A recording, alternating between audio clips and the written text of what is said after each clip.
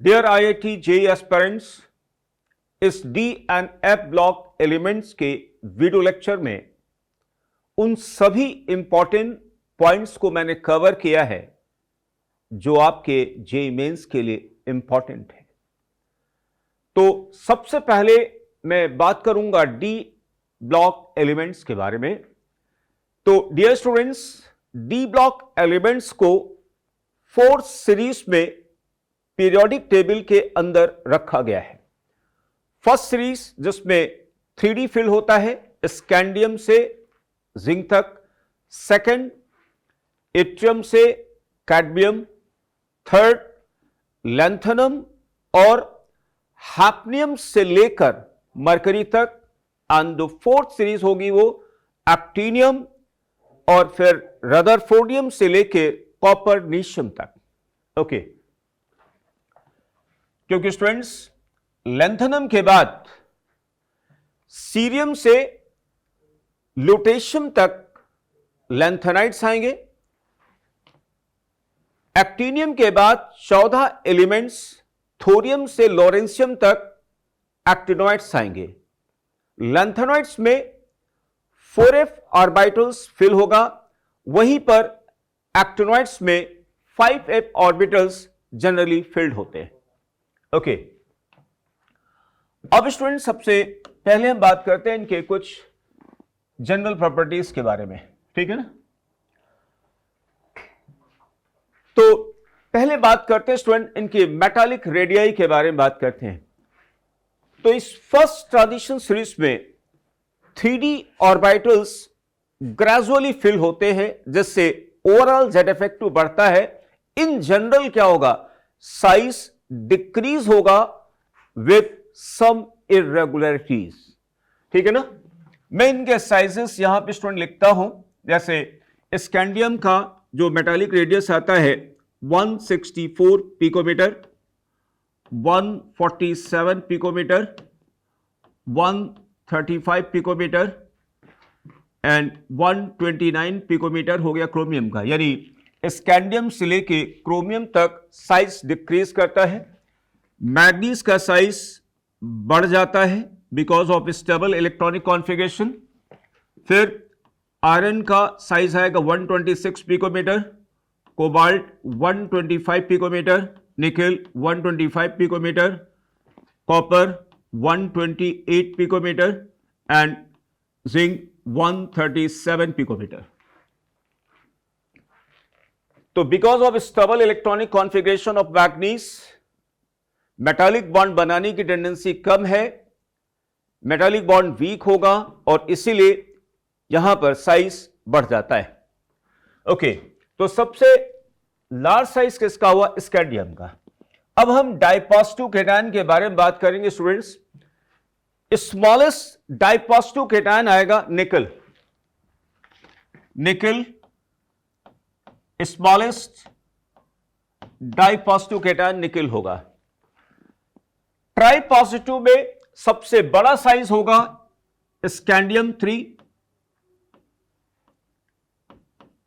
और सबसे छोटा होगा अगेन निकल 2, रादर निकल 3 कह दे। हालांकि निकल 3 फ्री स्टेट में एग्जिस्ट नहीं करता क्योंकि स्ट्रॉन्ग ऑक्सीडाइजिंग कैरेक्टर होगा, लेकिन अगर हम साइज की बात करें तो ट्राइपॉजिटिव में सबसे छोटा साइज निकल का आएगा, सबसे बड़ा स्कैंडियम का आएगा। नाउ आयनाइजेशन एनर्जी के बारे में स्टूडेंट बात करता हूं मैं, ठीक है ना। आयनाइजेशन एनर्जी के बारे में ओके, तो as we move from scandium to zinc, ionization energy in general increase करेगी विथ सम इरेगुलरिटीज, ठीक है ना। तो सबसे कम आयनाइजेशन एनर्जी होगी, फर्स्ट आयनाइजेशन एनर्जी सबसे कम होगी स्कैंडियम की, सबसे ज्यादा है यहां पे जिंक की, ठीक है ना। सबसे कम स्कैंडियम, सबसे ज्यादा जिंक की होगी। एक और खास बात है स्टूडेंट्स कि यहां पे कि आयनाइजेशन एनर्जी में जो आयनाइजेशन एनर्जी के वैल्यूज में जो चेंजेस होते हैं उनका मैग्नीट्यूड कम होता है, ठीक है ना। ये एक खास बात है। अब मान लें इनके सेकंड आयनाइजेशन एनर्जी की बात करें स्टूडेंट्स, तो सेकंड आयनाइजेशन एनर्जी सबसे ज्यादा किसकी होगी? कॉपर की होगी, क्योंकि कॉपर में सेकंड इलेक्ट्रॉन निकलेगा 3d10 से, ठीक है ना। फर्स्ट और सेकंड आयनेशन एनर्जी के ट्रेंड में यह डिफरेंस है कि सेकंड आयनेशन एनर्जी का जो ट्रेंड है वो काफी रेगुलर होगा as comparison to first ionization series. One thing and second thing है कि यहां पर सेकंड आयनेशन एनर्जी के मैग्नीट्यूड में जो चेंजेस हैं ज्यादा मैग्नीट्यूड से चेंजेस होंगे, जैसे स्कैंडियम से टाइटेनियम में जाएंगे तो चेंज ज्यादा होगा, जबकि फर्स्ट में चेंज कम होता है। सेकंड आयनेशन एनर्जी के दौरान थोड़ा सा इरेगुलरिटीज कहां पर आएगी? क्रोमियम में, क्योंकि क्रोमियम में सेकंड इलेक्ट्रॉन डी से निकलेगा, ठीक है ना, इसलिए क्रोमियम की आयनेशन एनर्जी ज्यादा होगी then manganese as well as vanadium. और यहां पे कॉपर की आयनेशन एनर्जी ज्यादा होगी as comparison to zinc as well as nickel. Then student, third ionisation energy की अगर हम बात करें तो लोएस्ट थर्ड आयनेशन एनर्जी होगी किसकी? स्कैंडियम की। और सबसे ज्यादा किसकी होगी? जिंक की होगी, क्योंकि जिंक में इलेक्ट्रॉन निकलेगा 3d10 से, ठीक है ना। थर्ड जिंक की ज्यादा होगी। Again students, third ionisation energy के ट्रेंड में इरेगुलरिटी ज्यादा नहीं आती है, सिर्फ इरेगुलरिटी कहां पर आएगी? पहले यहां पर मैग्नीज में, क्योंकि मैग्नीज में तीसरा इलेक्ट्रॉन निकलेगा हाफ फिल्ड 3d5 से, इसलिए यहां पर मैग्नीज की third ionisation energy chromium as well as iron से ज्यादा होगी, ठीक है ना। अगर हम ग्रुप वाइज स्टूडेंट्स बात करें, यहां पर सपोज करिए अगर हम ग्रुप वाइज बात करते हैं तो जैसे हम बात करें यहां पे जिंक, कैडमियम और मरकरी,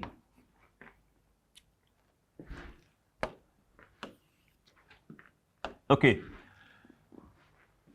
स्टूडेंट, अगर हम जिंक, कैडमियम, मरकरी की बात करें तो यहां पर सबसे ज्यादा आयनेशन एनर्जी मरकरी की होगी, उसके बाद जिंक की आएगी, फिर कैडमियम आएगी। कॉपर, सिल्वर, गोल्ड में सबसे ज्यादा आयनेशन एनर्जी गोल्ड की आएगी, देन कॉपर की आएगी एंड देन सिल्वर की आएगी, ठीक है ना। निकल, पैलेडियम, प्लैटिनम में सबसे ज्यादा प्लैटिनम, फिर पैलेडियम एंड देन निकल, रिमेंबर, ठीक है ना। यहां पे ट्रेंड क्या होगा? प्लैटिनम, पैलेडियम एंड देन निकल। उसका रीजन यह है स्टूडेंट्स, उसका रीजन यह है कि पैलेडियम के यानी 5s में कोई इलेक्ट्रॉन नहीं होता है, ठीक है ना। पैलेडियम के s में 5s में कोई इलेक्ट्रॉन नहीं होता है। इसका कॉन्फ़िगरेशन आएगा स्टूडेंट्स पैलेडियम का 4d10 5s0।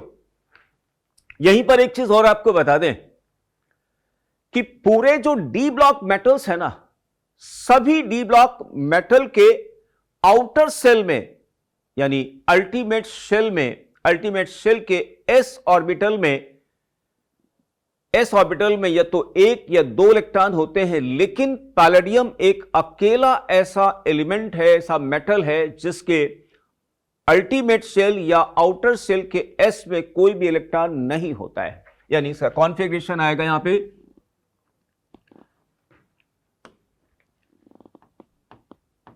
4d10 5s0, ठीक है ना।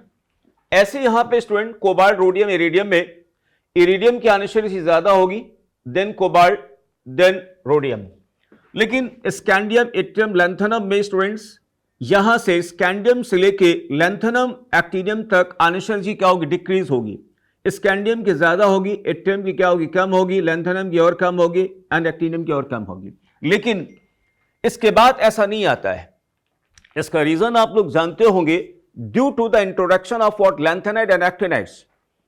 अच्छा, लैंथेनाइट और एक्टिनाइट के इंट्रोडक्शन से एक चीज और फर्क पड़ेगा स्टूडेंट्स। जैसे हम जर्कोनियम से हैफ्नियम आते हैं तो साइज क्या होता है? बढ़ जाता है, ठीक है ना। यहां से साइज क्या होगा? बढ़ जाएगा।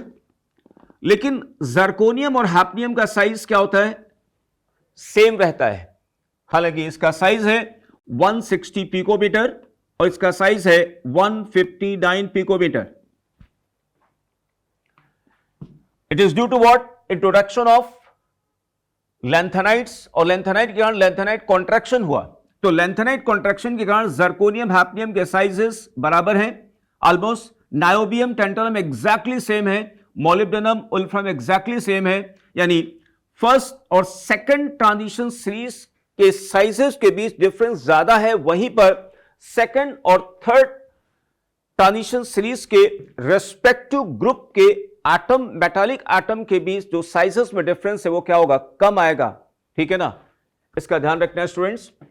वैसे अगर हम बात करें तो यहां पे कैडमियम मरकरी में मरकरी का साइज बड़ा है, कैडमियम का साइज छोटा है, तो सबसे बड़ा मरकरी, फिर कैडमियम, देन जिंक। लेकिन जिंक और कैडमियम के बीच डिफरेंस ज्यादा है और कैडमियम और मरकरी के बीच डिफरेंस क्या होगा, कम होगा।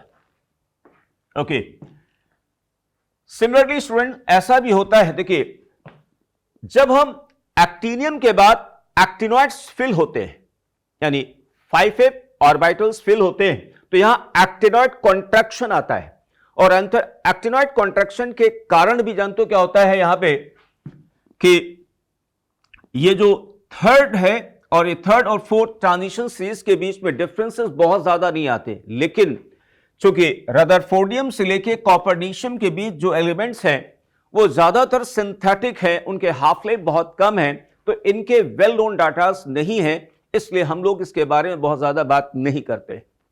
ओके, अब स्टूडेंट आयनाइजेशन एनर्जी के बाद इनके मेल्टिंग पॉइंट के बारे में बात करते हैं। तो अभी तक हमने रेडियस बता दिया, ए लॉन्ग पीरियड ग्रुप में लैंथेनाइट कॉन्ट्रैक्शन और एक्टिनाइट कॉन्ट्रैक्शन का रोल आ गया, फिर आयनाइजेशन एनर्जी बता दिया मैंने आपको, ठीक है ना, along the series and in a group। then melting point की बात करते हैं स्टूडेंट्स। ओके, स्टूडेंट इनके मेल्टिंग पॉइंट की अगर हम बात करें तो melting point depends on mainly two factor, उसमें नंबर ऑफ इलेक्ट्रॉन्स कितने पार्टिसिपेट कर रहे हैं मेटालिक बॉन्डिंग और जेड इफेक्टिव कितना है, और एक और फैक्टर आएगा क्या, पैकिंग। तो जब हम स्कैंडियम से स्टूडेंट्स स्कैंडियम से क्रोमियम तक जाते हैं तो मेल्टिंग पॉइंट बढ़ता है, और क्रोमियम से मेल्टिंग पॉइंट फिर मैग्नीज से क्या होगा, कम हो जाएगा। ठीक है ना, कम हो जाएगा। Scandium, titanium, vanadium, chromium.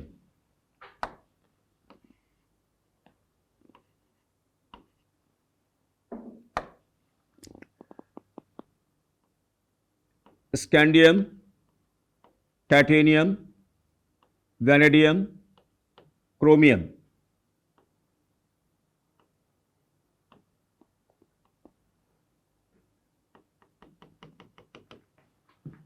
This is manganese, then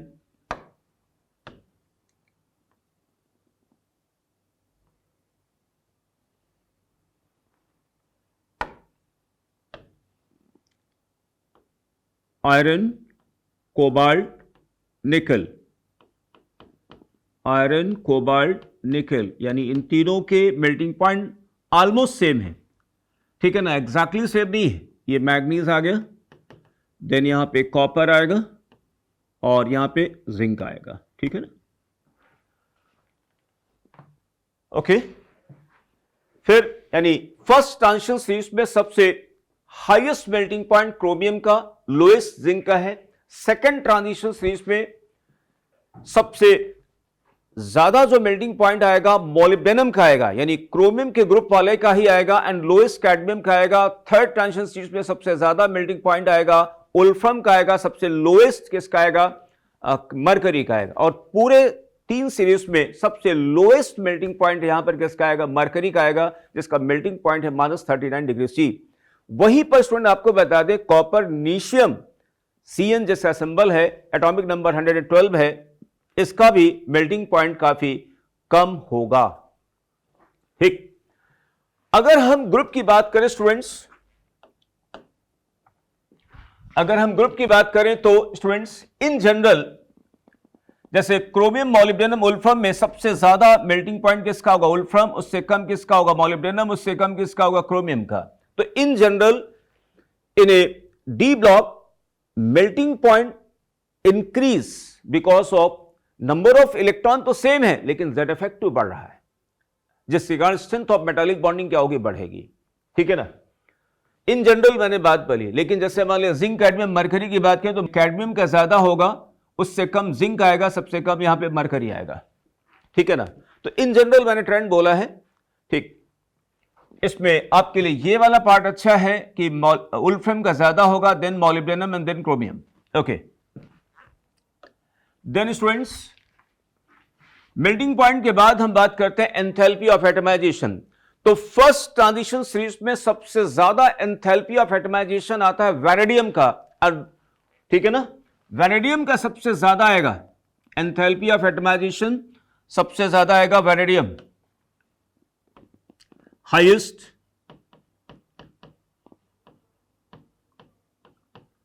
vanadium, और लोएस्ट जो है वो जिंक का होगा। ठीक है ना। सेकंड हाईएस्ट आएगा टाइटेनियम। देन स्टूडेंट्स हम बात करेंगे यहां पे standard reduction potential for di positive metal cation. देखिए,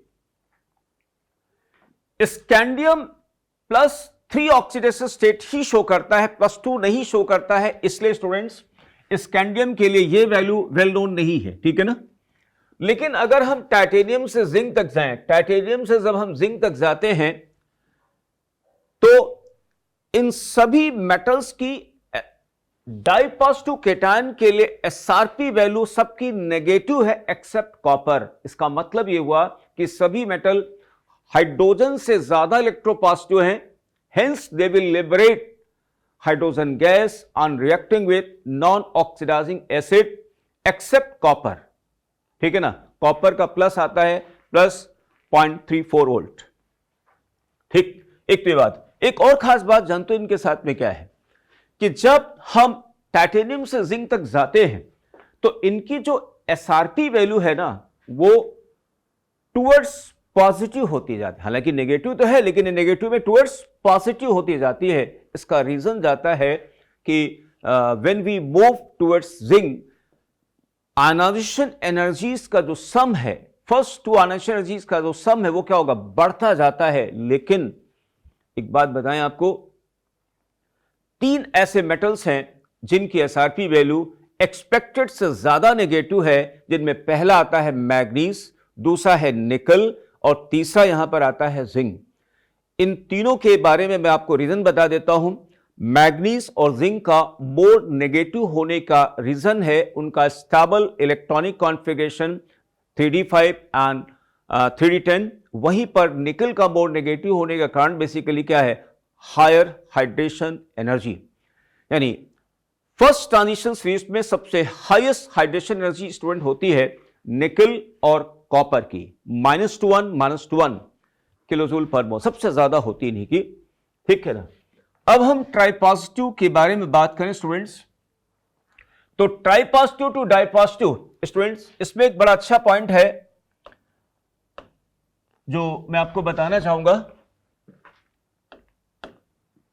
ओके, देखिए, ये अगर मैं इसको यहां से डिमार्क कर दूं स्टूडेंट्स, यहां से है ना, क्रोमियम और, ठीक है, यहां से, तो इनका जो एसआरपी वैल्यू है फर्स्ट 3 का,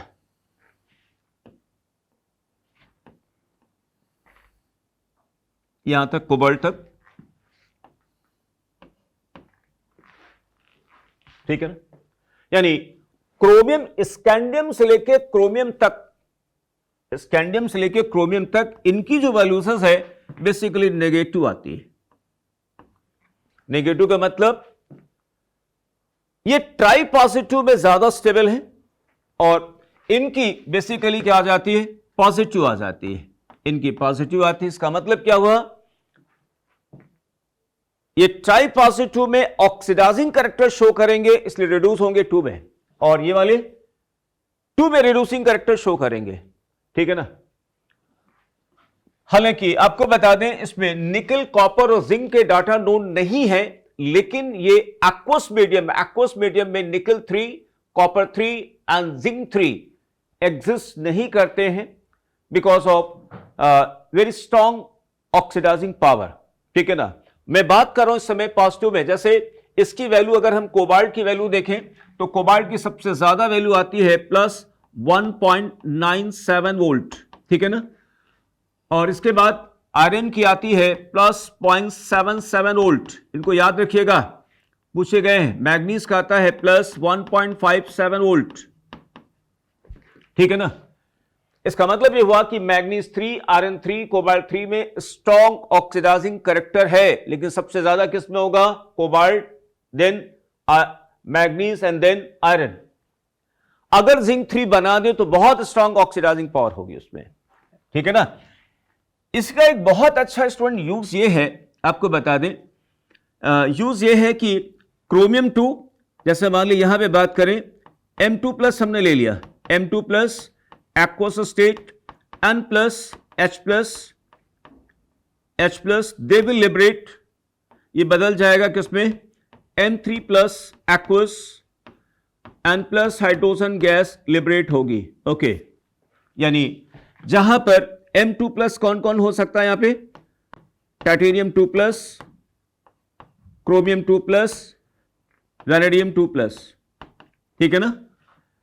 यानी titanium, vanadium and chromium 2+, they will liberate hydrogen from acids, और इनमें ऑक्सीडाइजिंग कैरेक्टर होगा। बहुत इंपॉर्टेंट, कई क्वेश्चन पूछे गए स्टूडेंट, ध्यान रखिएगा इस बात को। अब इसके बाद हम आते हैं स्टूडेंट डेंसिटी में। डेंसिटी के बारे में आप सबको मालूम होगा कि जब हम स्कैंडियम से जिंक की तरफ मूव करते हैं तो जानते हो क्या होता है? इन जनरल साइज घट रहा है, मास बढ़ रहा है। साइज घट रहा, मास बढ़ रहा, डेंसिटी क्या होगी? बढ़ेगी, ठीक है ना। तो स्टूडेंट्स यहां पर इसका ग्राफ इस तरीके से आएगा, ठीक।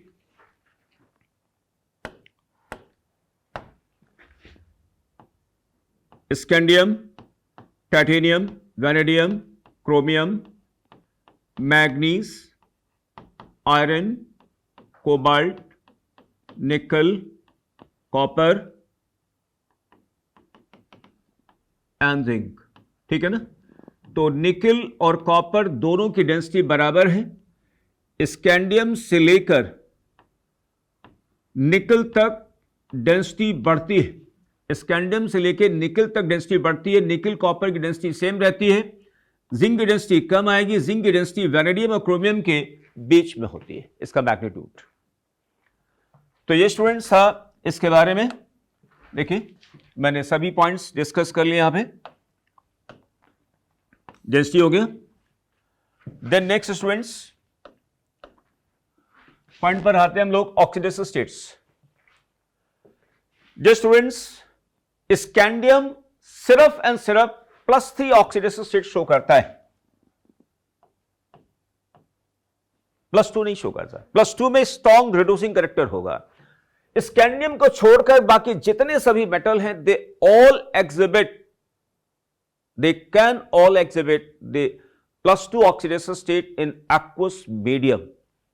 वहीं पर स्टूडेंट्स जिंक की ऑक्सीडेशन स्टेट सिर्फ 2 होती है। कॉपर में 1 और 2 आएगी, निकल 2 शो करता है, हालांकि 3 में स्ट्रॉन्ग ऑक्सीडाइजिंग कैरेक्टर आएगा, मोस्ट स्टेबल +2 आएगी, ठीक है ना।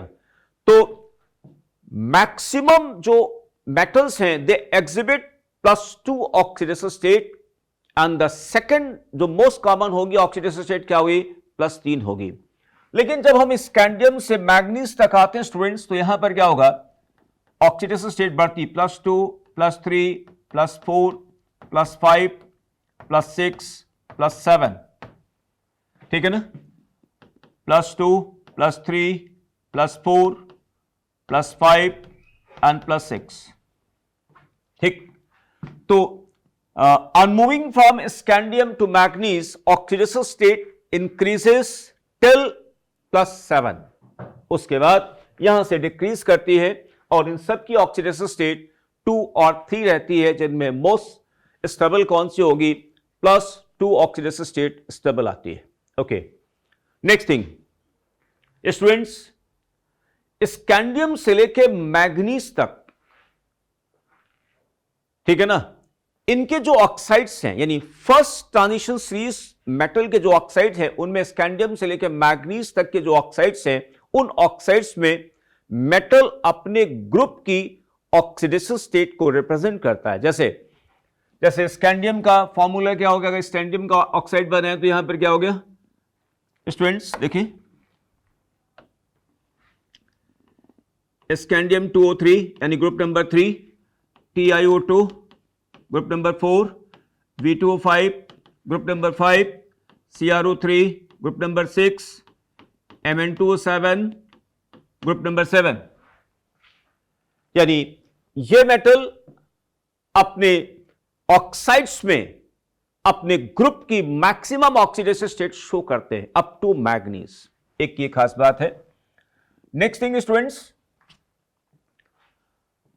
अगर हम स्टूडेंट बात करें इनके, they also exhibit negative, zero और लो पॉजिटिव ऑक्सीडेशन स्टेट, ठीक है ना, विद इन कार्बोनिल कंपाउंड्स, ठीक है ना। कार्बोनिल कंपाउंड्स में स्टूडेंट्स वैनेडियम से लेके निकल तक ये सभी मेटल्स जो हैं जीरो, लो पॉजिटिव और नेगेटिव ऑक्सीडेशन स्टेट शो करते हैं, ठीक है ना। क्योंकि होमोलेप्टिक कार्बोनिल कंपाउंड कॉपर नहीं बनाता, जिंक नहीं बनाता, स्कैंडियम नहीं बनाता, टाइटेनियम नहीं बनाता, वैनेडियम से लेकर निकल तक ही बनाते हैं, ठीक है ना। ओके, इसके अलावा स्टूडेंट्स अगर मैं इनके हैलाइड्स में ऑक्सीडेशन स्टेट की बात करूं तो जब हम स्कैंडियम से क्रोमियम की तरफ बढ़ता हूं स्टूडेंट्स, तो क्रोमियम की हाईएस्ट ऑक्सीडेशन स्टेट हैलाइड्स में आएगी, देखिए इस तरीके 6। लेकिन ध्यान रखना स्टूडेंट्स, मैग्नीज F7 नहीं बनता है, रादर यहां पे क्या बनेगा? MnO3F बन जाता है, ठीक है ना। जबकि यहां पे देखिए वैनेडियम VF5 बने जाएगा, ठीक।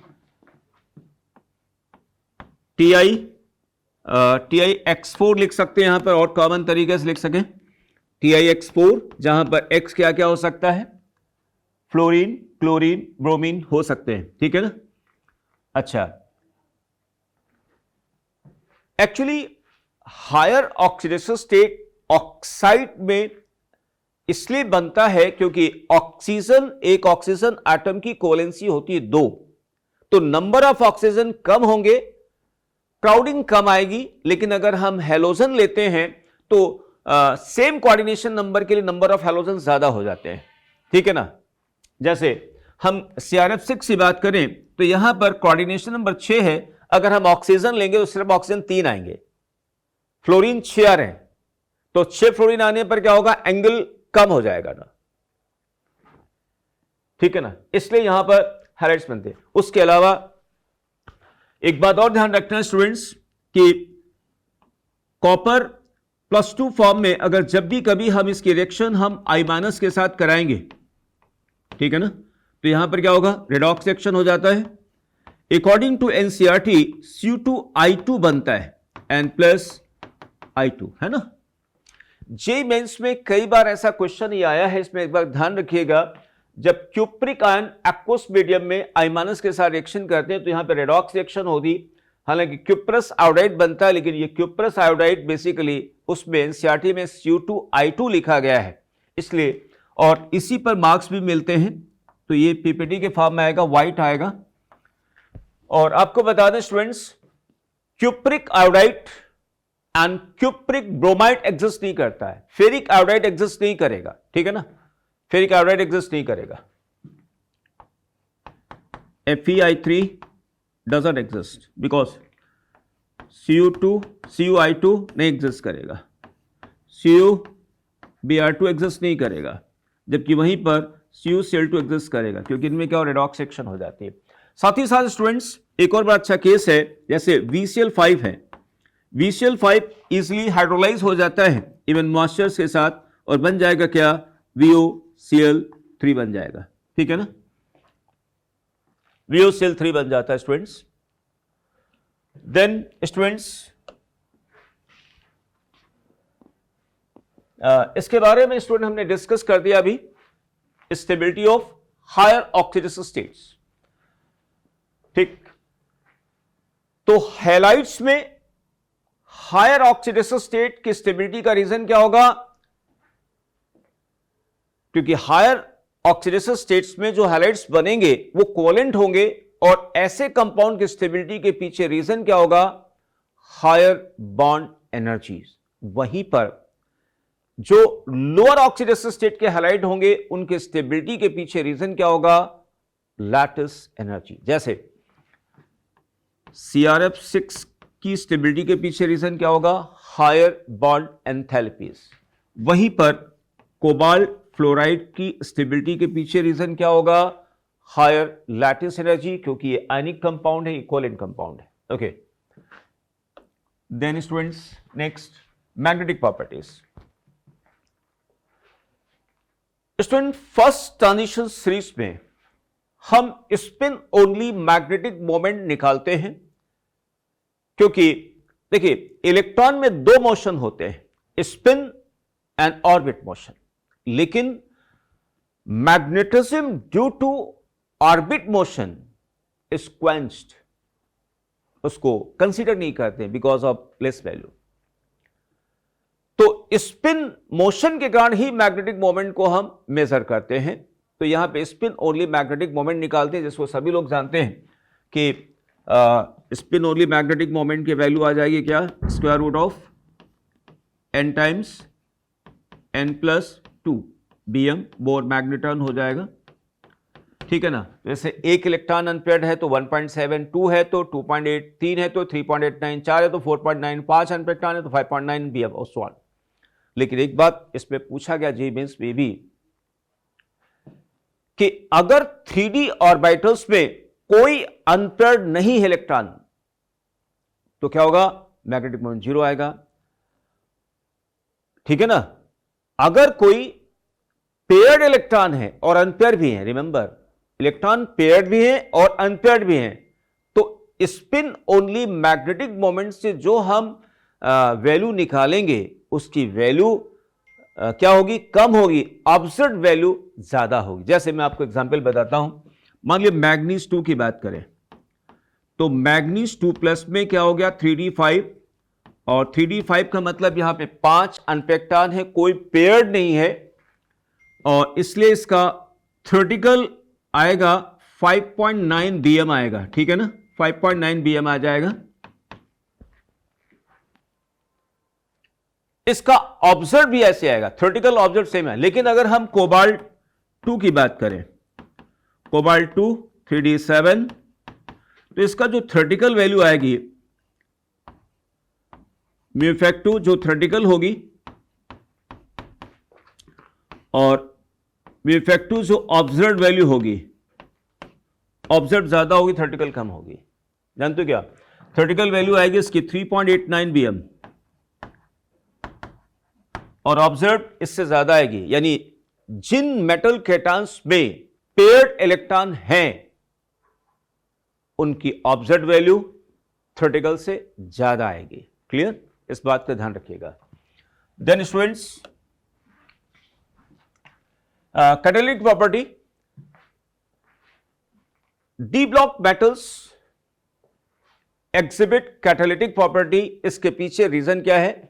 दे exhibit a range of variable oxidation state that varies by 1 unit. जबकि आपको बता दें पी ब्लॉक में क्या होता है? पी ब्लॉक में जब ऑक्सीडेशन स्टेट वेरी करता है तो 2 यूनिट से बढ़ता है, लेकिन यहां पर 1 यूनिट से चेंज हो जाता है। तो कैटालिटिक प्रॉपर्टी के पीछे सबसे पहला रीजन यहां पर क्या है?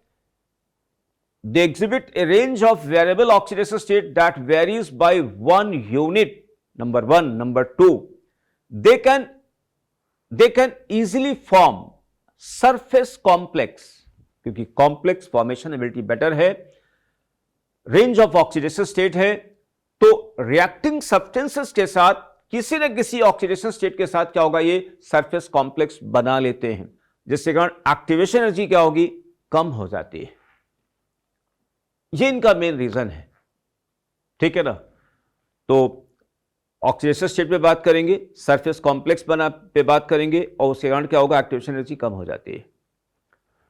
देन स्टूडेंट्स, इनका फॉर्मेशन ऑफ इंटरस्टिशियल कंपाउंड्स पे बात करते हैं। स्टूडेंट्स, ये जो वॉइड्स बन रहे हैं यहां पे आप देख रहे हो, ये वॉइड्स है, ये मेटल का एक कोई लैटिस है, यहां पे वॉइड्स है। तो इन मेटालिक लैटिस के वॉइड्स में स्मॉल एटम्स जैसे हाइड्रोजन, बोरॉन, कार्बन, नाइट्रोजन, ठीक है ना, इन नॉन मेटल के जो एटम्स है उनका साइज बहुत छोटा होता है, and they can be occupied, they can be trapped into the voids of these metallic lattices. अच्छा, जैसे मान ली यहां पर कोई मान ली इस टाइप का कोई एटम यहां पर आ गया, मान ली इसको ए से रिप्रेजेंट कर ले, ए से रिप्रेजेंट कर रहे हैं, ठीक है ना। इसके आने से क्या हुआ, डेंसिटी बढ़ गई, डेंसिटी बढ़ गई, डक्टिलिटी, मालेबिलिटी क्या रिड्यूस हो गई, मेल्टिंग पॉइंट बढ़ जाएगा। मेल्टिंग पॉइंट इसलिए बढ़ जाएगा क्योंकि इन एटम का इन मेटल के साथ भी अट्रैक्शन है। अच्छा, ये जो इंटरस्टिशियल कंपाउंड बना रहे हैं या जो नॉन मेटल्स बना रहे हैं, इनका मेटल के साथ कोई केमिकल बॉन्डिंग नहीं है, सिर्फ वंडरवाल फोर्सेस हैं। और इस कारण से क्या होगा, extra force, extra attractive force are develop in the metallic lattice, जिसके कारण इसका मेल्टिंग पॉइंट बढ़ जाता है, ठीक है ना। इसलिए कहा जाता है they become somewhat chemically inert, क्योंकि मेटल को आइसोलेटेड स्टेट में लाने में आपको एनर्जी ज्यादा देनी पड़ेगी, ठीक है ना। लेकिन इनकी metallic conductivity, they still retain metallic conductivity, उसको रिटेन करते हैं, क्योंकि हालांकि कुछ सर्टेन एक्सटेंट का मेटालिक बॉन्ड अफेक्टेड होता है, लेकिन अभी रिटेन करते हैं। ओके, तो मेल्टिंग पॉइंट बढ़ गया, डेंसिटी बढ़ गई, ठीक है ना, केमिकल इनर्ट हो गए, डक्टिलिटी, मैलिबिलिटी क्या होगी, कम हो गई, ये प्रॉपर्टीज यहां पर आती। इसके नेक्स्ट हम बात करते हैं स्टूडेंट्स, इनका एलॉय फॉर्मेशन। एलॉय फॉर्मेशन की अगर हम बात करें बेटा, तो इनके साइजेस में बहुत ज्यादा वेरिएशन ना होने का मेन कॉज है कि ये आपस में एक दूसरे के साथ एलॉय बना सकते हैं। जैसे एक हम केस बताते हैं, एक एलॉय होता है नाइक्रोम, नाइक्रोम है ना, इट इज कंसिस्टिंग ऑफ निकल, क्रोमियम और आयरन।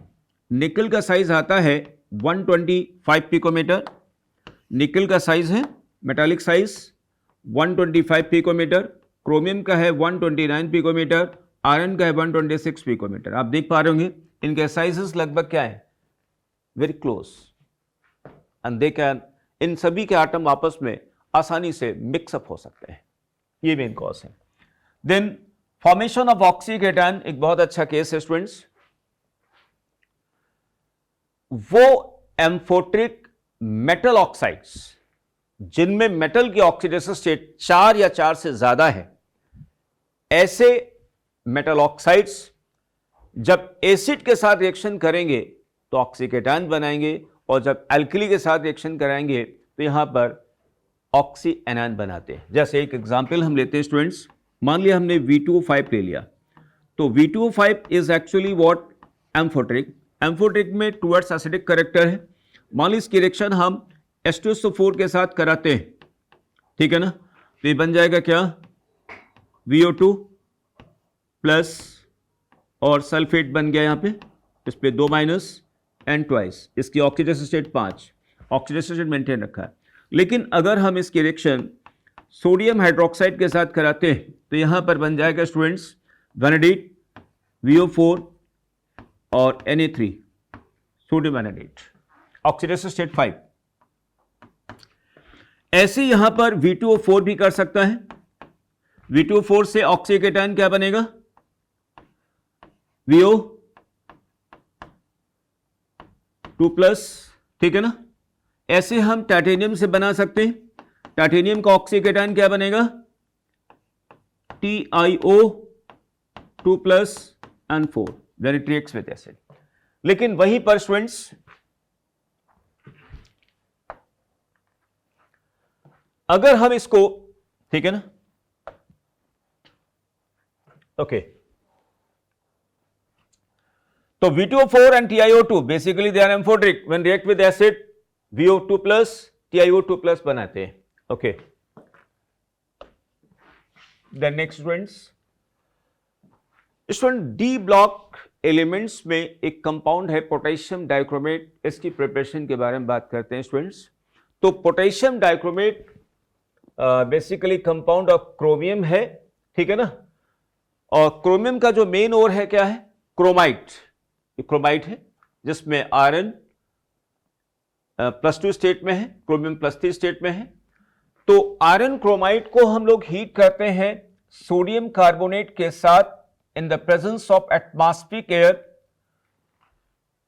है ना, in the absence of water, यानी रिएक्शन को हम मोल्टन फेज में ले जाते हैं। जब मोल्टन फेज में ले जाते हैं तो जानते हो स्टूडेंट क्या होगा, इसमें रिएक्शन में आयरन क्या होगा, ऑक्सीडाइज हो गया, बन गया Fe2O3 एंड प्लस Na2CrO4 बन जाएगा, ठीक है ना, Na2CrO4, क्योंकि क्रोमियम का ऑक्सीडेशन स्टेट 3 है, यहां पे क्रोमियम विल ऑक्सीडाइज इनटू 6 और मीडियम यहां पे अल्कलाइन है, इसलिए बन जाएगा सोडियम क्रोमेट, और बाकी यहां पे कार्बन डाइऑक्साइड गैस यहां से रिलीज होगी। ओके, फिर ये वाटर इनसॉल्युबल है, it is mix with water, ठीक है ना, mix with water and filter, और फिल्टर करते हैं स्टूडेंट्स। तो जब फिल्टर करेंगे स्टूडेंट्स तो देखिए रेजिड्यू में Fe2O3 आ जाएगा और फिल्ट्रेट में सोडियम क्रोमेट आ गया जो कि येलो होगा। अच्छा, इसमें कंसंट्रेटेड H2SO4 डालेंगे, it will convert into sodium dichromate, क्योंकि सोडियम डाइक्रोमेट कैसा होगा, ऑरेंज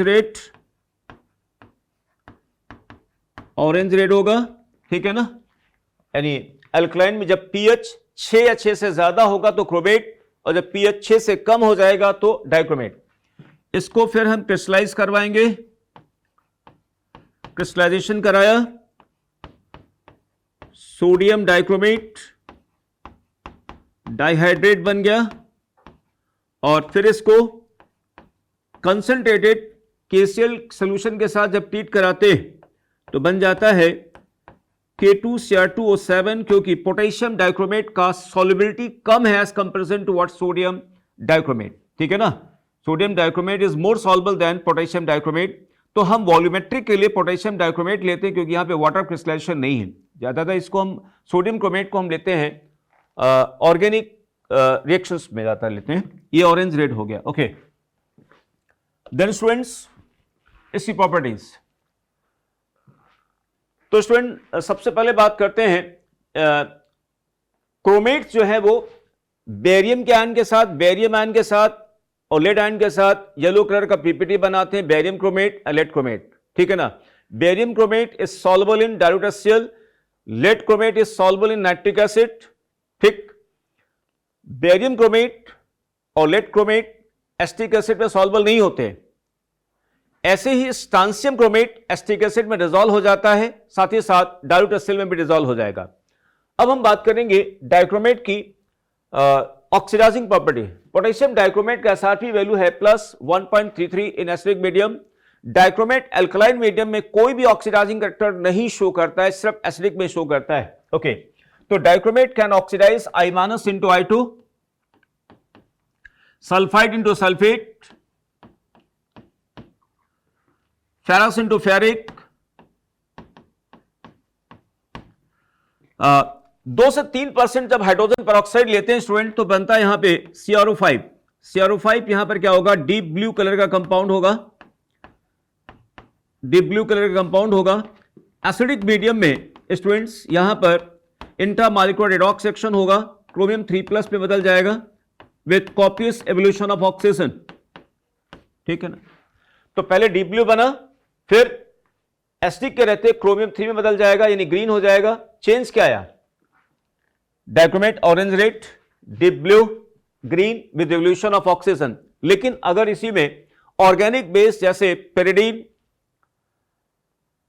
अमाल अल्कोहल, इनको ऐड करते हैं तो ये क्या होगा? CrO5 को हम स्टेबलाइज कर सकते हैं bye formation of complex. Okay, H2S को सल्फर में ऑक्सीडाइज कर देगा, साथ ही साथ क्रोमियम 3 भी बनेगा, इनके साथ साथ क्रोमियम 3 बनेगा। ओके, इसको अगर हम हीट करते हैं स्टूडेंट्स तो यहां बन जाता है पोटेशियम क्रोमेट बनेगा, जो कि येलो होगा, प्लस Cr2O3 बन जाएगा green, plus oxygen gas liberate होगी। ओके, ये थर्मल डिकम्पोजिशन था पोटेशियम डाइक्रोमेट का। नेक्स्ट स्टूडेंट्स, कंपाउंड है से पहले इनके structures, chromate yellow, tetrahedral, orange red dichromate, 2 tetrahedrons are linked together by sharing 1 quarter oxygen atom। ठीक, ये एंगल बेसिकली क्या होगा? ये एंगल जो है यहां पर एक 109 से क्या होगा? बड़ा होगा स्टूडेंट्स, ठीक है ना। अच्छा, ये एंगल 109 से बड़े होंगे। Okay, maximum 6 bonds same length के होंगे, और ये 2 लेंथ, ये सिंगल, इनका बॉन्ड ऑर्डर क्या होगा? सिंगल होगा। ओके, नेक्स्ट कंपाउंड है students potassium permanganate. Potassium permanganate manganese का कंपाउंड है, और मैग्नीज का और है यहां पे पायरोलिसाइट। तो सबसे पहले हम लोग क्या करते हैं कि पायरोलिसाइट को हम हीट करते हैं in the presence of potassium nitrate और पोटेशियम कार्बोनेट। ठीक, तो पोटेशियम नाइट्रेट के डिकम्पोजिशन से ऑक्सीजन मिलेगी, इसके डिकम्पोजिशन से ऑक्सीजन मिलेगी। यह ऑक्सीजन मैग्नीज को ऑक्सीडाइज करेगा 4 से कहां पर? 6 में, क्योंकि मीडियम यहां पर एल्कलाइन है, इसलिए यहां पर बन जाएगा स्टूडेंट्स ग्रीन कलर का एक मेल्ट मिल जाएगा K2MnO4। K2MnO4 ग्रीन मिल जाएगा, और फिर इसको मिनिमम अमाउंट ऑफ वाटर से एक्सट्रैक्ट कराएंगे। ये आ गया K2MnO4। अब K2MnO4 से जब हम KMnO4 बदलना है तो एक काम कर सकते हैं, इसमें क्लोरीन गैस या ओजोन के साथ रिएक्शन करवा दीजिए तो KMnO4 बन जाएगा पर्पल कलर का। इलेक्ट्रोलाइटिक ऑक्सीडेशन कराते हैं एल्कलाइन मीडियम में तो KMnO4 बन जाएगा। लेकिन अगर हम इसमें एसिड डाल देते हैं या एक्सेस वाटर डाल देते हैं तो potassium manganate disproportionate into KMnO4 and MnO2, ठीक है ना। तो potassium manganate disproportionates into KMnO4 and this. तो क्वांटिटेटिव कन्वर्जन के लिए हमें क्या चाहिए? K2MnO4 को हम इलेक्ट्रोलिटिक ऑक्सीडेशन कराते हैं या फिर क्लोरीन, और यानी इनमें क्वांटिटेटिव कन्वर्जन हो रहा है जबकि यहां पे क्वांटिटेटिव कन्वर्जन नहीं हो रहा है, ठीक है ना, इस वाले पार्ट में। नेक्स्ट स्टूडेंट्स,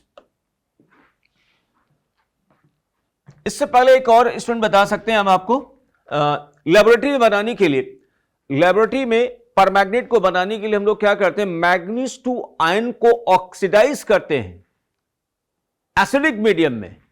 किससे? या तो हम सोडियम बिस्मथेट ले लें, या पेरोक्सी डाइसल्फेट ले लें, या PbO2 ले लें, या Pb3O4 ले लें। तो Pb3O4 या PbO2 लेंगे तो हमें कंसंट्रेट नाइट्रिक एसिड लेना पड़ेगा। पेरोक्सी डाइसल्फेट हम ले सकते हैं, ठीक है ना। इसके अलावा सोडियम बिस्मथेट हम ले सकते हैं, यानी NaBiO3 ले सकते हैं in the presence of H2SO4, जो कि मैग्नीज 2 को ऑक्सीडाइज करेंगे परमैग्नेट में। स्टूडेंट्स, परमैग्नेट की ऑक्सीडाइजिंग पावर डाइक्रोमेट से बेटर है। ये acidic medium as well as neutral या फ्रेंडली अल्कालाइन मीडियम में भी ऑक्सीडाइजिंग कैरेक्टर का काम करता है। तो ध्यान दीजिए, यहां पे ये क्लोराइड ब्रोमाइड आयोडाइड को ऑक्सीडाइज करेगा X2 में, नाइट्राइट को नाइट्रेट में, H2S को सल्फर में, थाओसल्फेट को सल्फर प्लस सल्फेट में, ओके, ऑक्सलेट को कार्बन डाइऑक्साइड में। रिमेंबर, इस वाले रिएक्शंस में सबसे पहली बात है कि ये रिएक्शन 333 केल्विन पर होती है, यानी 60 डिग्री C पर होती है। मैग्नीज 2 सेल्फ कैटालिस्ट का काम करता है, क्योंकि शुरुआत में रिएक्शन स्लो होती है, लेकिन जैसे जैसे मैग्नीज 2 बनता है रिएक्शन तेजी से बढ़ने लगती है, क्योंकि मैग्नीज 2 बेसिकली कैटालिस्ट का काम करता है। ओके, और परमैग्नेट यहां पे सेल्फ इंडिकेटर है।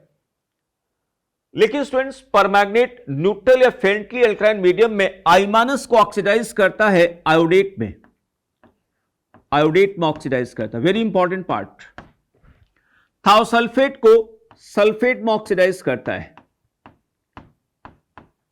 देखिए कंट्रास्ट देखिए, यहां आई माइनस I2 और यहां पे आई माइनस आयोडेट, यहां पे थाओसल्फेट सल्फर प्लस सल्फेट, यहां पर सल्फेट ही बनता है, यानी ठीक है ना, यहां मैग्नीज 2 के साथ में यहां पर आ जाता है स्टूडेंट्स, कम प्रोपोर्शनेशन रिएक्शन होती है और बन जाता है यहां पर MnO2 आ जाता है।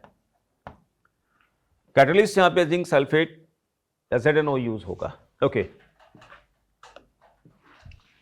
देन स्टूडेंट्स इसके स्ट्रक्चर्स, मैग्नेट आयन जो ग्रीन कलर का है पैरामैग्नेटिक होता है, ये पैरामैग्नेटिक है स्टूडेंट्स, ठीक है ना, इफेक्टिव 1.732 bm और इसमें कोई अनपेक्टा नहीं होता, इसलिए मैग्नेटिक मोमेंट 0.0 bm। दोनों टेट्राहेड्रल हैं, ठीक है ना, पर्पल एंड ग्रीन। KMnO4 का अगर हीटिंग दिखाया जाए स्टूडेंट्स तो 513 केल्विन पर डिकम्पोज होता है किसमें, K2MnO4 में,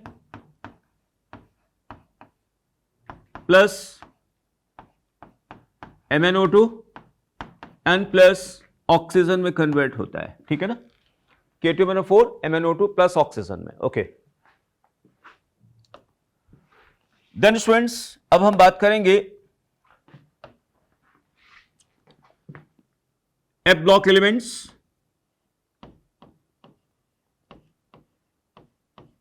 एफ ब्लॉक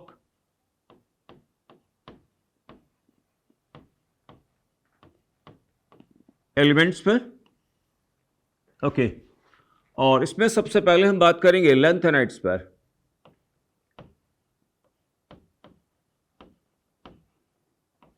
लैंथेनाइड्स,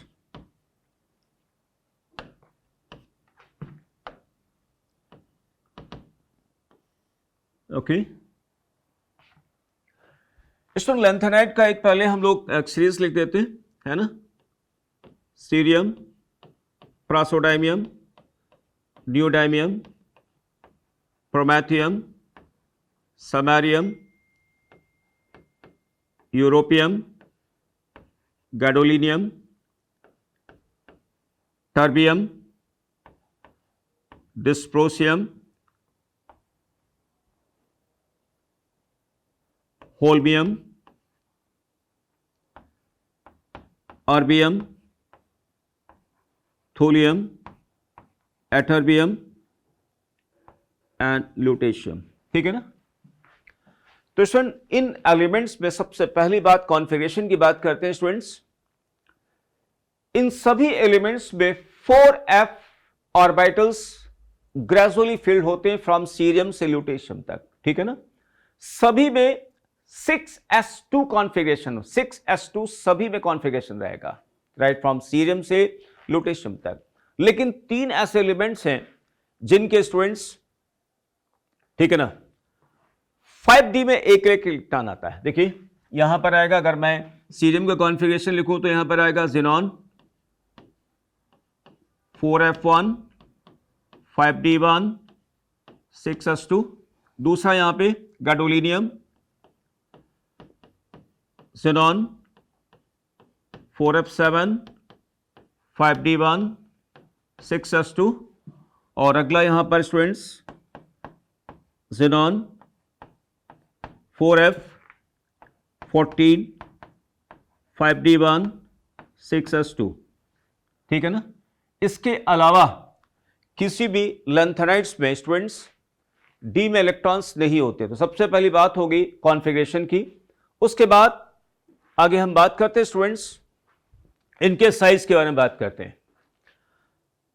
तो स्टूडेंट्स जब हम सीरियम से ल्यूटेशियम की तरफ मूव करते हैं तो इलेक्ट्रॉन्स ग्रेजुअली कहां पर आता है, 4f में आता है, जिनकी शील्डिंग क्या होगी, बहुत पुअर होती है। यानी एक f ऑर्बिटल इलेक्ट्रॉन की इंपरफेक्ट शील्डिंग होगी for another f orbital electrons, जिनके कारण क्या होता है, जब हम सीरियम से ल्यूटेशियम तक मूव करते हैं तो there is gradual decrease in size और इस साइज डिक्रीज को हम लोग बोलते हैं लैंथेनाइट कॉन्ट्रैक्शन, जिसका लगभग अमाउंट होता है 0.21 एंगस्ट्रॉम, ठीक है ना।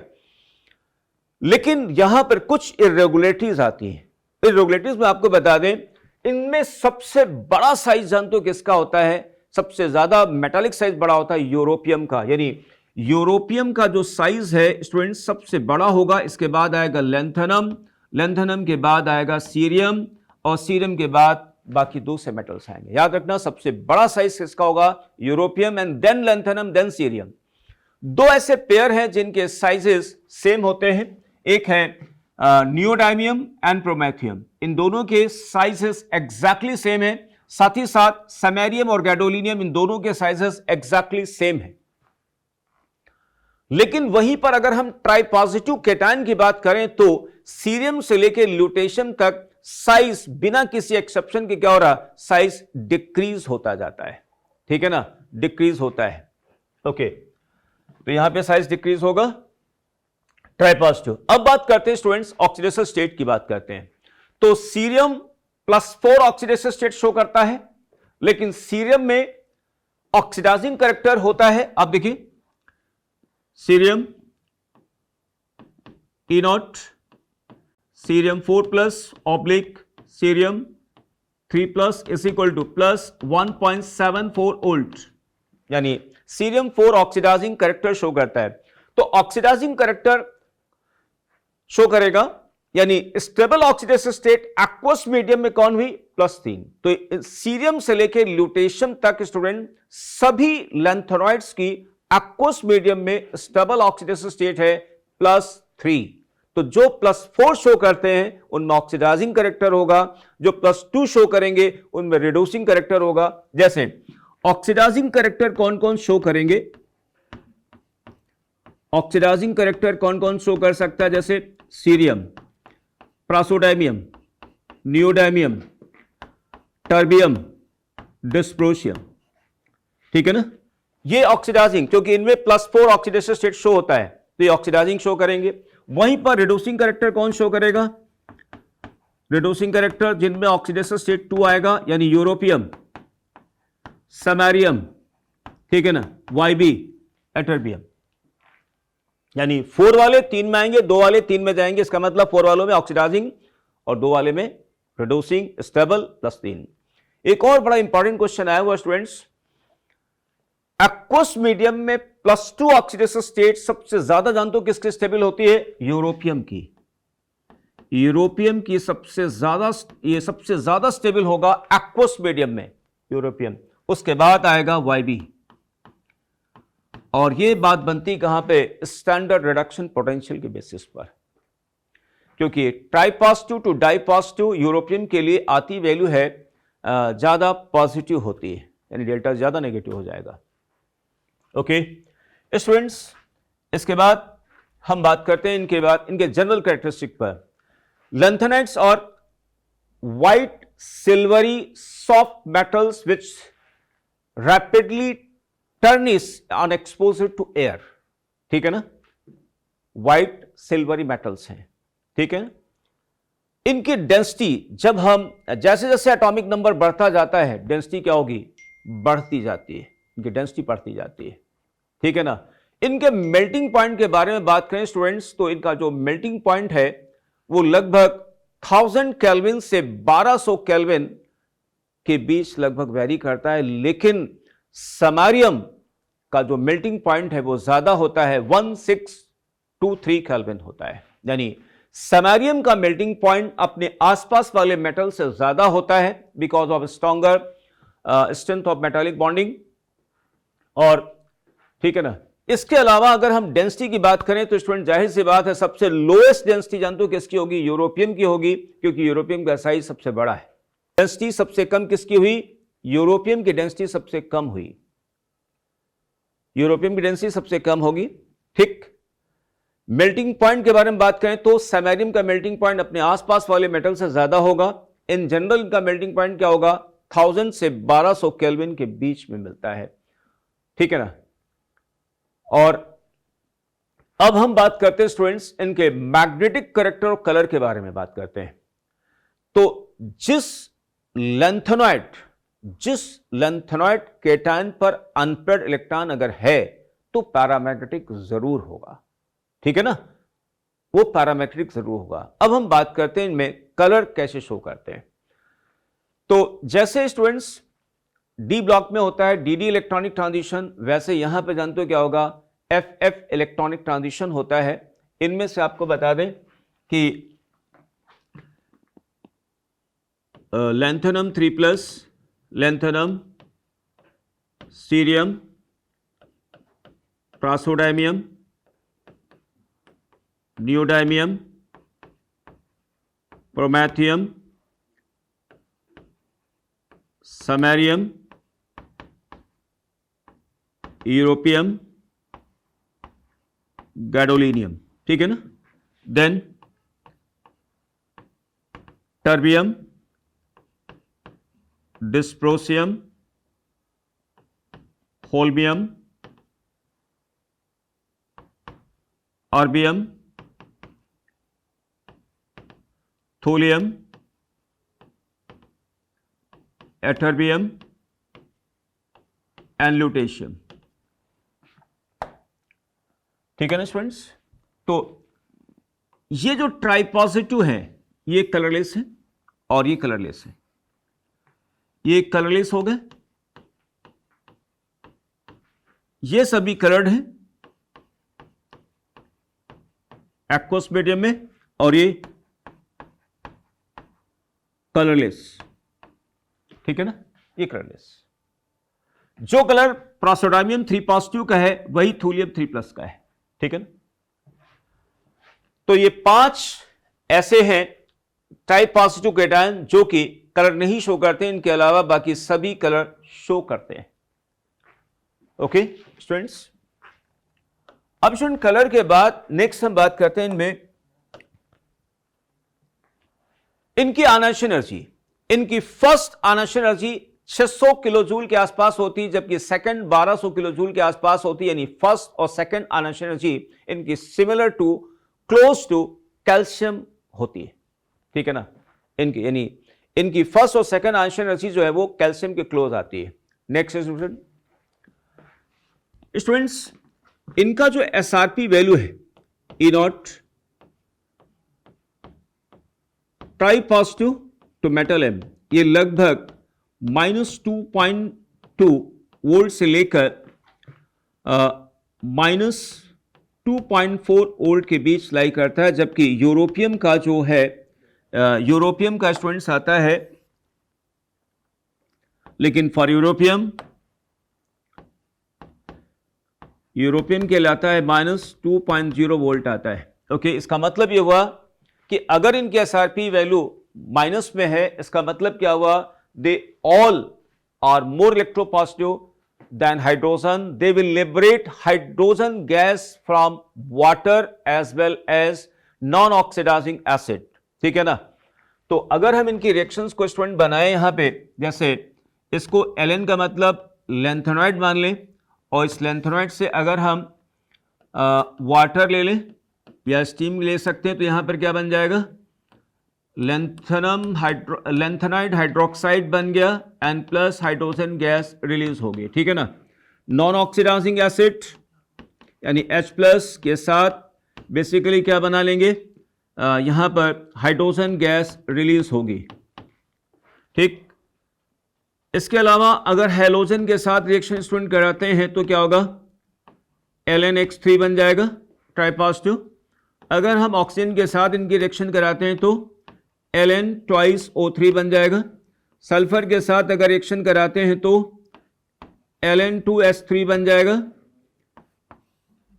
अगर हम नाइट्रोजन के साथ इनको हीट करते हैं तो क्या बन जाता है, नाइट्राइट बन जाएगा स्टूडेंट्स।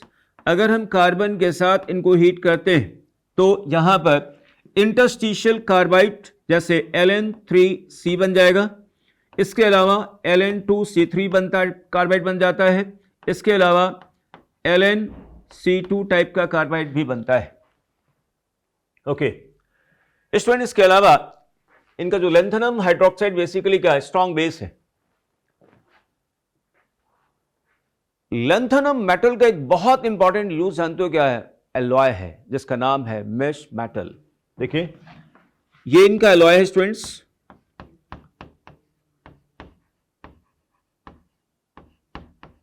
ये एलॉय। इसमें क्या होता है, अप्रॉक्स 95% लैंथेनॉइड होगा,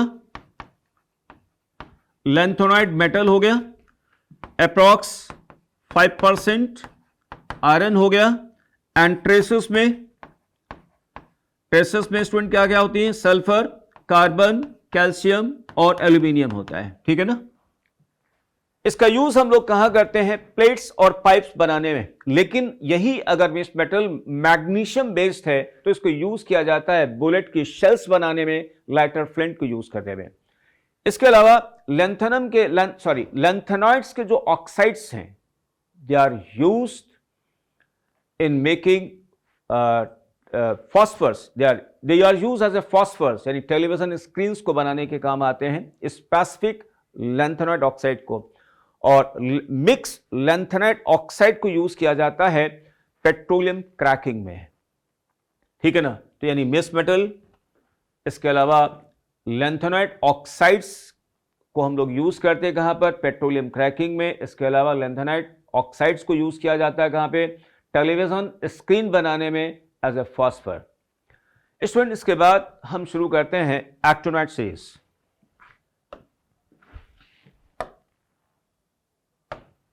ओके,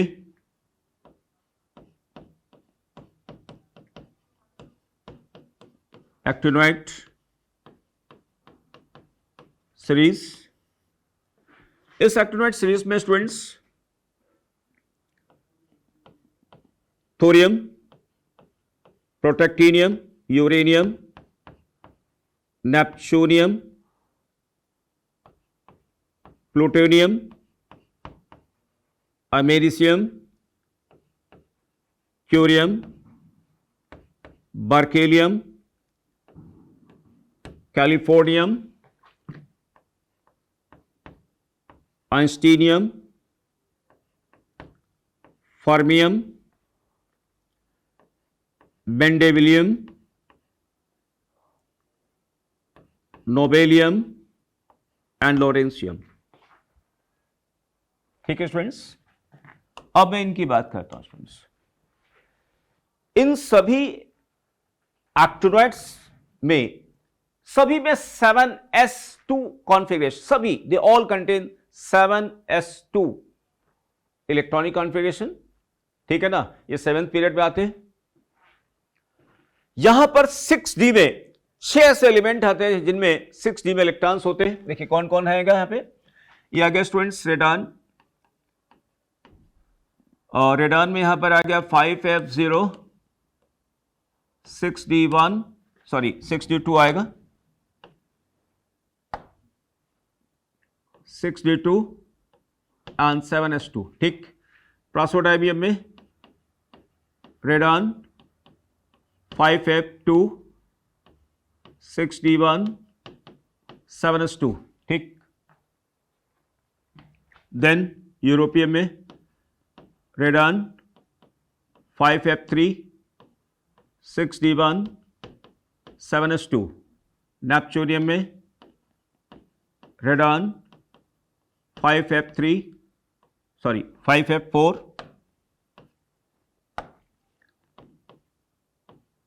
6d1, 7s2। इसके अलावा स्टूडेंट्स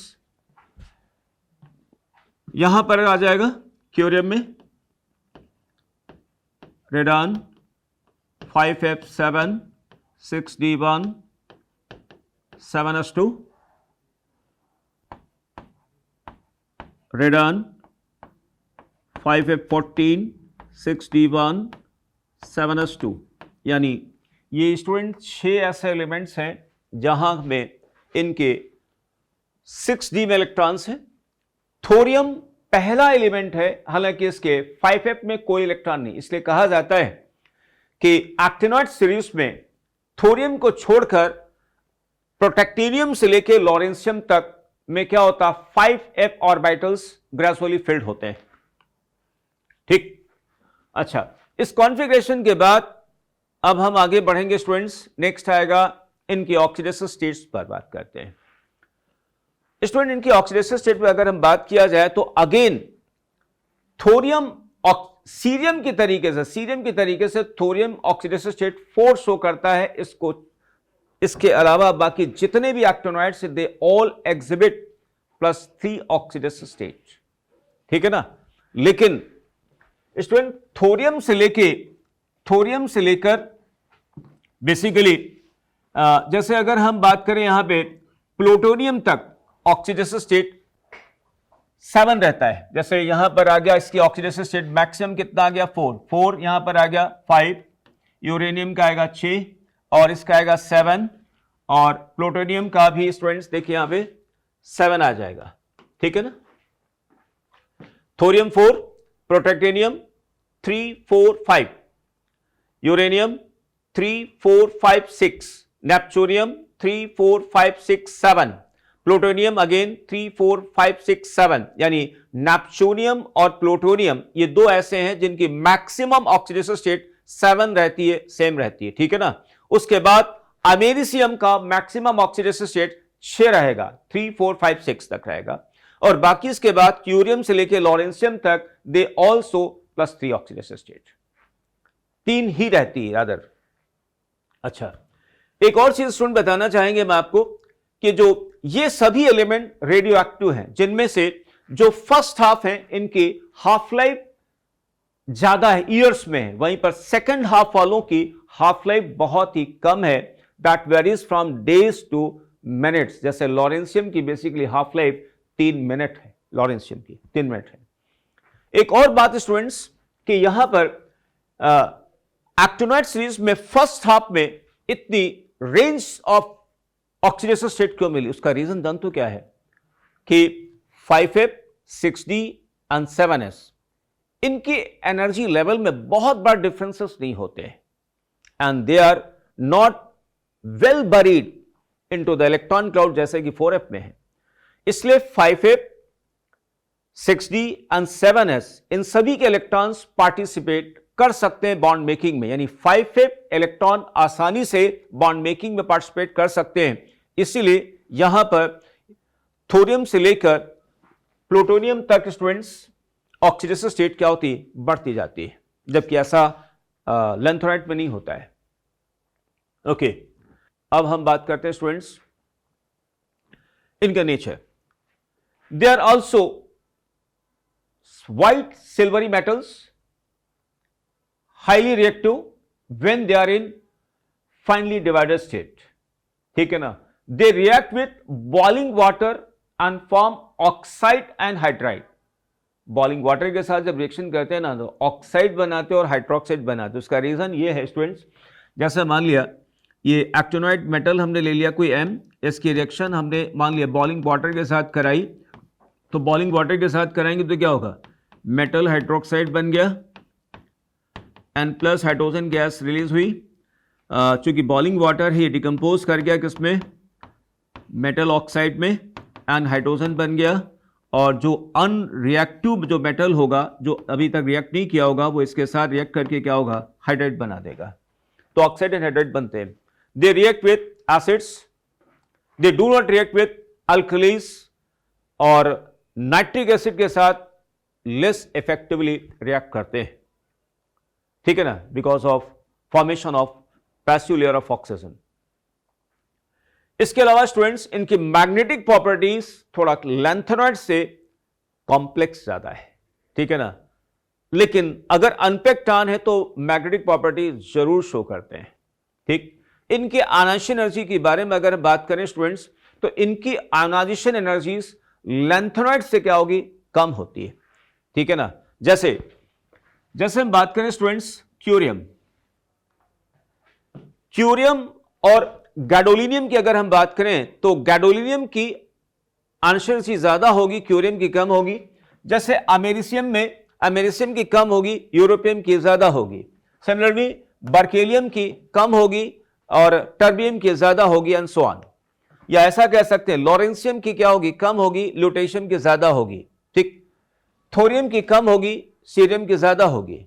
आयनाइजेशन एनर्जी के बारे में नेक्स्ट स्टूडेंट्स, जिस तरीके से लैंथेनाइड कॉन्ट्रैक्शन होता है उसी तरीके से एक्टिनोइड कॉन्ट्रैक्शन भी होता है, ठीक है ना। और इसका असर जो है लॉरेंशियम के बाद जो फोर्थ ट्रांजिशन सीरीज आती है उन एलिमेंट्स पर आता है, देखने को मिलता है स्टूडेंट्स। तो ये कुछ ब्रीफ इंफॉर्मेशन थी अबाउट एक्टिनोइड्स। अब हम बात करते हैं स्टूडेंट्स कि डी और एफ ब्लॉक एलिमेंट के उन एलिमेंट्स जो मेटल्स हैं और उनके कंपाउंड का यूज हम कहां कहां करते हैं। तो कुछ यूजेस हैं स्टूडेंट्स, बहुत इंपॉर्टेंट यूजेस हैं। एक तो सबसे पहले आ गया टाइटेनियम ऑक्साइड, इसको हम पिगमेंट इंडस्ट्री में यूज करते हैं। MnO2 ड्राई बैटरी सेल्स में यूज किया जाता है। बैटरी जो इंडस्ट्रीज हैं उनमें जिंक, निकल और कैडमियम को भी हम लोग यूज करते हैं।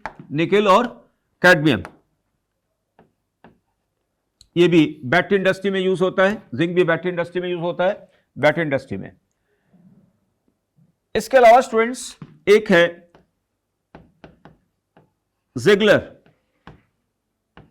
जिगलर कैटालिस्ट, है ना, याद रखिएगा। जिगलर कैटालिस्ट, इसमें है TiCl4 प्लस AlCH3 यानी ट्राईमेथाइल एल्यूमिनियम, ये जिगलर कैटालिस्ट हो गया।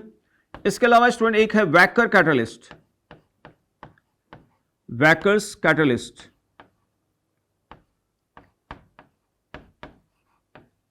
अच्छा, जिगलर कैटालिस्ट का यूज कहां पर होता है? पॉलीथीन बनाने में, ठीक है ना। वैकर कैटालिस्ट जो कि है PdCl2, इसका हम लोग यूज करते हैं, जानते हो कहां पर? इथाइन को इथेनॉल में या इथेनॉल बनाने में काम आ जाता है, फ्रॉम इथाइन, ठीक है। इसके अलावा सिल्वर ब्रोमाइड का यूज हम लोग करते हैं कहां पर? फोटोग्राफिक प्लेट्स को बनाने में स्टूडेंट्स। तो ये कुछ इंपॉर्टेंट यूजेस हैं स्टूडेंट्स, ठीक है ना। So this is all about students D and F block elements and their compound. Thank you, students.